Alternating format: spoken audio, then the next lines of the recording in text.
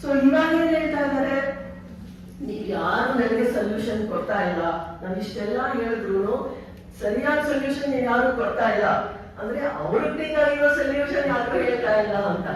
So ಅದಕ್ಕೆ ಅವ್ರು ಹೇಳ್ತಾ ಇದ್ದಾರೆ tunnel road is the only solution.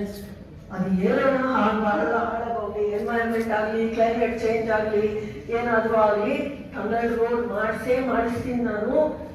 ದೇವರು ಬಂದ್ರೆ ಮಾತ್ರ ನಾನು ಟನಲ್ ರೋಡ್ ನಿಲ್ಲಿಸ್ತೀನಿ. ಮೊದಲು ಹೇಳಿದ್ರು ದೇವರು ಬಂದ್ರು ಸಾಲ್ವ್ ಮಾಡಕ್ ಆಗಲ್ಲ ಅಂತ. ಇವಾಗ ಹೇಳ್ತಾ ಇದ್ದಾರೆ ದೇವರೊಬ್ಬರೇ ಬಂದ್ರೆ ಈ ಟನಲ್ ರೋಡ್ ನ ನಿಲ್ಸೋದಕ್ಕೆ ಸಾಧ್ಯ ಅಂತ. ಸೊ ಅದಕ್ಕೆ ನಾವು ಹೇಳ್ತಾ ಇದೀವಿ, ಇಲ್ಲ ಸರ್, ಪ್ರಜೆಗಳೇ ಪ್ರಭುಗಳು, ಪ್ರಜೆಗಳ ಮಾತು ಕೇಳಿ ಅವರೇ ಪ್ರಭುಗಳು. ನೀವೆಲ್ಲ ಬಂದಿದ್ದೀರಾ ಪ್ರಜೆಗಳು ಇದು ವಿರೋಧಿಸೋದಕ್ಕೆ. ಸೊ ಈ ಮಾತು ಅವ್ರವರೆಗೂ ಮುಟ್ಟಬೇಕು. ಸೊ ರಿಯಲಿ ಇದು ಹಾರಿಬಲ್ ಪ್ರಾಜೆಕ್ಟ್ ಫಾರ್ ಬೆಂಗಳೂರು.